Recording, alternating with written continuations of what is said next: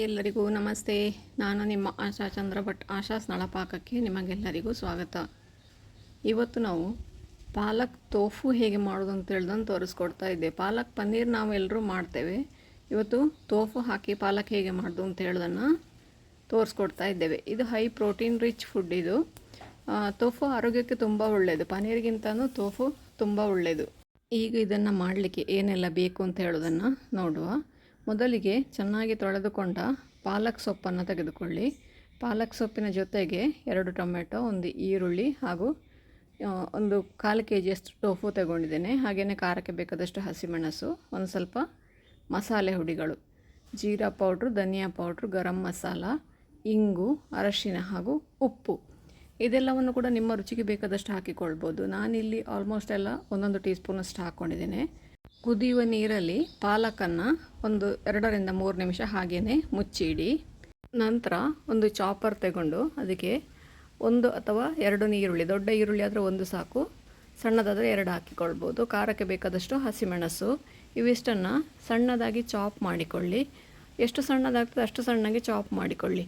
ನಂತರ ಅದನ್ನು ಒಂದು ಪ್ಲೇಟಿಗೆ ಹಾಕ್ಕೊಂಡು ಅದೇ ಚಾಪರ್ಗೆ 2 ರಿಂದ 3 ಟೊಮೆಟೊ, ಅಂದರೆ ದೊಡ್ಡ ಟೊಮೆಟೊ ಆದರೆ 2 ಸಾಕು, ಸಣ್ಣದಾದರೆ 3 ತಗೊಳ್ಬೋದು. ಅದನ್ನು ಕೂಡ ಅದೇ ಥರ ಚಾಪ್ ಮಾಡಿ. ಈಗ ನೋಡಿ, ನಾನು ಟೋಫು ಅಂತ ತಗೊಳ್ತಾ ಇದ್ದೇನೆ. ಟೋಫು ನೋಡಿ, ಪನ್ನೀರ್ನಾಗೆ ಬಿಳಿ ಇರುವುದಿಲ್ಲ, ಅದು ಸ್ವಲ್ಪ ಕಲರಲ್ಲಿ ಹಳದಿ ಕಲರಲ್ಲಿ ಇರ್ತದೆ, ಲೈಟ್ ಯೆಲ್ಲೋ ಕಲರಲ್ಲಿ ಇರ್ತದೆ ಅದು. ಇದನ್ನು ನಿಮಗೆ ಎಷ್ಟು ದೊಡ್ಡ ತುಂಡುಗಳಾಗಿ ಬೇಕೋ ಅಷ್ಟು ದೊಡ್ಡ ತುಂಡುಗಳನ್ನಾಗಿ ಅದನ್ನು ಕಟ್ ಮಾಡಿಕೊಳ್ಳಿ. ಪನ್ನೀರಿನಷ್ಟು ಟೋಫು ಎಲ್ರಿಗೂ ಇಷ್ಟ ಆಗೋದಿಲ್ಲ, ಹಾಗೆ ಅಷ್ಟು ರುಚಿ ಕೂಡ ಇರುವುದಿಲ್ಲ ಅದು. ಆದರೆ ಇದು ಆರೋಗ್ಯಕ್ಕೆ ಪನ್ನೀರಿಗಿಂತ ತುಂಬ ಒಳ್ಳೆಯದಿದು. ಹಾಗೆ ವೀಗನ್ ಕೂಡ, ಸೋಯಾದಿಂದ ಮಾಡ್ತಾರೆ ಹೆಚ್ಚಾಗಿ ಇದನ್ನು. ಈಗ ಸೈಡಲ್ಲಿ ಇಟ್ಕೊಳ್ಳುವ. ಇದು ನೋಡಿ, ಇಲ್ಲಿ ಬ್ಲಾಂಚ್ ಆಗಿದೆ. ಇದನ್ನು ಈಗ ನೀರು ಸೋಸಿ, ನಾನು ಬೇಯಿಸಲಿಲ್ಲ, ಇದನ್ನು ಬಿಸಿ ನೀರಲ್ಲಿ ಹಾಕಿ ಮಾತ್ರ ಇಟ್ಟದ್ದು. ತೆಗೆದು ಅದರ ಮೇಲಿಂದ ಒಮ್ಮೆ ಟ್ಯಾಪ್ ವಾಟ್ರ್ ಅಥವಾ ಐಸ್ ವಾಟ್ರ್ ಹಾಕಿ ಅದನ್ನು ತೊಳೆದು ಪಕ್ಕಕ್ಕಿಡುವ. ಟೋಫು ಕೂಡ ರೆಡಿಯಾಗಿದೆ, ಪಾಲಕ್ ಕೂಡ ರೆಡಿಯಾಗಿದೆ. ಈಗ ನಾವು ಒಗ್ಗರಣೆ ಮಾಡಿಕೊಳ್ಳುವ. ಟೋಫುವನ್ನು ನಾನಿಲ್ಲಿ ಸಪ್ರೇಟಾಗಿ ಏನು ಫ್ರೈ ಮಾಡ್ತಿಲ್ಲ. ಫ್ರೈಡ್ ಬೇಕಾದವರು ಅದನ್ನು ಫ್ರೈ ಮಾಡಿಕೊಳ್ಬೋದು. ನನಗಷ್ಟು ಫ್ರೈಡ್ ಇಷ್ಟ ಇಲ್ಲ, ಹಾಗಾಗಿ ನಾನು ಅದನ್ನು ಡೈರೆಕ್ಟಾಗಿ ಹಾಕಿಕೊಳ್ತಾ ಇದ್ದೇನೆ. ಬಾಣಲೆಯಲ್ಲೇ ಅದನ್ನು ಫ್ರೈ ಮಾಡಿಕೊಳ್ತೇನೆ. ಸಪ್ರೇಟಾಗಿ ಏನು ಫ್ರೈ ಮಾಡ್ತಾ ಇಲ್ಲ. ಸಪ್ರೇಟಾಗಿ ಫ್ರೈ ಮಾಡುವವರು ಒಂದು ಸ್ವಲ್ಪ ಕಾರ್ನ್ ನೋಡಿ ಸ್ಪ್ರಿಂಕಲ್ ಮಾಡಿಕೊಂಡು ಎಣ್ಣೆಯಲ್ಲಿ ಫ್ರೈ ಮಾಡಿಕೊಳ್ಬೋದು. ಬಾಣಲೆಗೆ ಎಣ್ಣೆ ಹಾಕಿ ಅದು ಬಿಸಿಯಾದ ನಂತರ 1 ಟೀ ಸ್ಪೂನಷ್ಟು ಜೀರಿಗೆ ಹಾಕ್ಕೊಳ್ಳಿ. ಜೀರಿಗೆ ಹಾಕಿ ನಾವೇನು ಚಾಪ್ ಮಾಡಿ ಇಟ್ಕೊಂಡಿದ್ದೇವೆ ಆ ಈರುಳ್ಳಿಯನ್ನು ಅದಕ್ಕೆ ಜೀರಿಗೆ ಸಿಡಿದ ನಂತರ ಹಾಕಿ ಆಲ್ಮೋಸ್ಟ್ ಟ್ರಾನ್ಸ್ಪರೆಂಟ್ ಆಗೋವರೆಗೆ ಅದನ್ನು ಫ್ರೈ ಮಾಡ್ತಾ ಇರಿ. ಒಮ್ಮೆ ಈರುಳ್ಳಿ ಟ್ರಾನ್ಸ್ಪರೆಂಟ್ ಆದ ನಂತರ ಅದಕ್ಕೆ ಒಂದು ಅರ್ಧ ಟೀ ಸ್ಪೂನಷ್ಟು ಶುಂಠಿ ಬೆಳ್ಳುಳ್ಳಿ ಪೇಸ್ಟನ್ನು ಸೇರಿಸ್ಕೊಂಡು ಚೆನ್ನಾಗಿ 1-2 ನಿಮಿಷ ಅದನ್ನು ಮಗಚಿಕೊಳ್ಳಿ. ಶುಂಠಿ ಬೆಳ್ಳುಳ್ಳಿ ಪೇಸ್ಟಿನ ಹಸಿ ವಾಸನೆ ಹೋಗಬೇಕು. ನಂತರ ಅದಕ್ಕೆ ನಾವೇನು ಕಟ್ ಮಾಡಿ ಇಟ್ಕೊಂಡಿದ್ದೇವೆ ಆ ಟೋಫುವನ್ನು ಹಾಕ್ಕೊಂಡು 2 ರಿಂದ 3 ನಿಮಿಷವರೆಗೆ ಅದನ್ನು ಅದೇ ಎಣ್ಣೆಯಲ್ಲಿ ಫ್ರೈ ಮಾಡಿಕೊಂಡ್ರೆ ಸಾಕಾಗ್ತದೆ.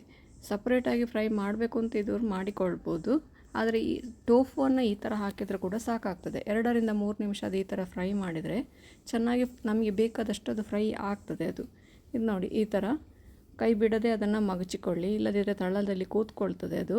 ಹಾಗಾಗಿ ಮಗುಚಿ ಅದನ್ನು ಫ್ರೈ ಮಾಡಿಕೊಳ್ಳಿ. ನೀವು ತುಂಬ ಸಣ್ಣ ಉರಿಯಲ್ಲಿ ಫ್ರೈ ಮಾಡೋದಾದರೆ ಒಂದು 5 ನಿಮಿಷ ಬೇಕಿದು ಫ್ರೈ ಆಗಲಿಕ್ಕೆ. ಒಂದು ಸ್ವಲ್ಪ ದೊಡ್ಡ ಉರಿಯಲ್ಲಿ ಮಾಡಿದ್ರೆ 2 ರಿಂದ 3 ನಿಮಿಷ ಸಾಕು. ಈಗ ಇದಕ್ಕೆ ಮಸಾಲೆ ಹುಡಿಗಳನ್ನು ಸೇರಿಸಿಕೊಳ್ಳುವ. ಆವಾಗ ಟೋಫುಗೆ ಕರೆಕ್ಟಾಗಿ ಅದು ಇಳ್ಕೊಳ್ತದೆ. ಕೊತ್ತಂಬರಿ ಹುಡಿ, ಜೀರಿಗೆ ಹುಡಿ, ಉಪ್ಪು, ಗರಂ ಮಸಾಲೆ, ಇಂಗು, ಅರಶಿನ, ಹಾಗೆಯೇ ಒಂಚೂರು ಬೇಕು ಅಂತಾದರೆ ಮೆಣಸಿನ ಹುಡಿ ಕೂಡ ಸೇರಿಸಿಕೊಳ್ಬೋದು. ನಾನಿಲ್ಲಿ 2 ಹಸಿಮೆಣಸು ಹಾಕಿರುವ ಕಾರಣ ಮೆಣಸಿನ ಹುಡಿ ಹಾಕಿಕೊಳ್ತಾ ಇಲ್ಲ. ಇದನ್ನೀಗ ಮತ್ತೆ 1-2 ನಿಮಿಷ, ಇದನ್ನು ಮಾತ್ರ ಸಣ್ಣ ಉರಿಯಲ್ಲೇ ಮಾಡಬೇಕು. ಉರಿ ದೊಡ್ಡ ಮಾಡಿದರೆ ನಿಮ್ಮ ಗರಂ ಮಸಾಲೆಗಳೆಲ್ಲ ಸೀದೋಗ್ತವೆ.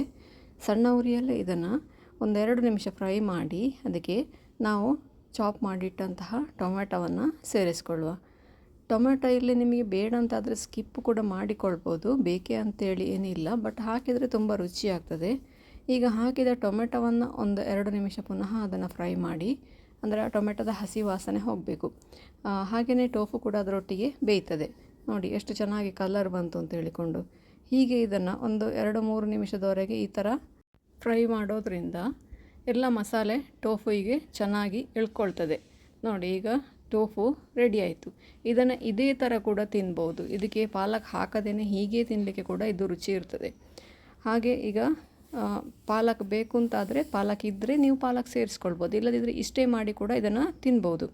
ಈಗ ನಾವು ರುಬ್ಬಿಟ್ಟಂತಹ ಪಾಲಕನ್ನು ಬ್ಲಾಂಚ್ ಮಾಡಿಟ್ಟಿದ್ದೇವಲ್ವ, ಅದನ್ನು ನುಣ್ಣಗೆ ರುಬ್ಬಿ ಪೇಸ್ಟ್ ಮಾಡಿಕೊಂಡು ಈಗ ಇದಕ್ಕೆ ಸೇರಿಸ್ಕೊಳ್ತಾ ಇದ್ದೇನೆ. ಅದಕ್ಕೆ ಎಷ್ಟು ನೀರು ಬೇಕು ಅಷ್ಟು ನೀರನ್ನು ಕೂಡ, ಅಂದರೆ ಆಲ್ಮೋಸ್ಟ್ ನಾನು 1 ಕಪ್ಪಷ್ಟು ನೀರು ಹಾಕ್ಕೊಂಡಿದ್ದೇನೆ. ಅದರಲ್ಲಿರುವ ಮಸಾಲೆ ಎಲ್ಲ ಕರಗುವಾಗ ನಮಗೆ ಅಷ್ಟು ನೀರು ಬೇಕಾಗ್ತದೆ. ಹಾಗಾಗಿ 1 ಕಪ್ಪಷ್ಟು ನೀರನ್ನು ಸೇರಿಸ್ಕೊಂಡಿದ್ದೇನೆ. ಇದಕ್ಕೆ ನಾನು ಯಾವುದೇ ಸಕ್ಕರೆ ಆಗಲಿ ಅಥವಾ ಸೋಡಾ ಹುಡಿ ಹಾಕ್ತಾರೆ ಕೆಲವರು, ಅದನ್ನು ಯಾವುದನ್ನು ಕೂಡ ಹಾಕಲಿಲ್ಲ. ಬ್ಲಾಂಚ್ ಮಾಡಿ ಟ್ಯಾಪ್ ವಾಟ್ರನ್ನ ಅಡಿಯಲ್ಲಿ ಹಿಡಿದದಷ್ಟೇ. ಆದರೆ ಅದು ಚೆನ್ನಾಗಿ ಗ್ರೀನ್ ಕಲರ್ ಅದು ಉಳ್ಕೊಂಡಿದೆ. ಇದನ್ನೀಗ 1 ರಿಂದ 2 ನಿಮಿಷ ಚೆನ್ನಾಗಿ ಕುದಿಸಿದರೆ ನಮ್ಮ ಪಾಲಕ್ ಟೋಫು ರೆಡಿ ಆಯಿತು. ಇದನ್ನು ಚಪಾತಿ ಜೊತೆಗೆ, ಪರೋಟ ಜೊತೆಗೆ, ನಾನ್ ಜೊತೆಗೆ ಯಾವುದ್ರ ಜೊತೆ ಕೂಡ ಸರ್ವ್ ಮಾಡ್ಬೋದು. ನೀವು ಕೂಡ ಒಮ್ಮೆ ಇದನ್ನು ಖಂಡಿತ ಟ್ರೈ ಮಾಡಿ ನೋಡಿ, ಹೇಗಾಗ್ತದೆ ಅಂತೇಳಿ ನನಗೆ ಕಮೆಂಟ್ ಮೂಲಕ ತಿಳಿಸಿ. ಲೈಕ್ ಕೊಟ್ಟು ಶೇರ್ ಮಾಡಿ. ನೀವಿನ್ನೂ ನಮ್ಮ ಚಾನಲನ್ನು ಸಬ್ಸ್ಕ್ರೈಬ್ ಮಾಡ್ಕೊಳ್ಳಿಲ್ಲ, ಸಬ್ಸ್ಕ್ರೈಬ್ ಮಾಡಿಕೊಂಡು ಪಕ್ಕದಲ್ಲೇ ಇರುವ ಬೆಲ್ ಐಕಾನನ್ನು ಒತ್ತಿ ನಮ್ಮನ್ನು ಸಪೋರ್ಟ್ ಮಾಡಿ. ನಮ್ಮ ಇನ್ಸ್ಟಾ ಹಾಗೂ ಫೇಸ್ಬುಕ್ ಪೇಜನ್ನು ನೀವು ಫಾಲೋ ಮಾಡ್ತಿಲ್ಲ ಅಂದರೆ ಅದನ್ನು ಕೂಡ ಫಾಲೋ ಮಾಡಿ. ಮುಂದಿನ ವಿಡಿಯೋದಲ್ಲಿ ಇನ್ನೊಂದು ಹೊಸ ರೆಸಿಪಿಯೊಂದಿಗೆ, ಇನ್ನೊಂದು ಹೆಲ್ದಿ ರೆಸಿಪಿಯೊಂದಿಗೆ ಪುನಃ ನಿಮ್ಮನ್ನು ಭೇಟಿಯಾಗ್ತೇನೆ. ಧನ್ಯವಾದಗಳು.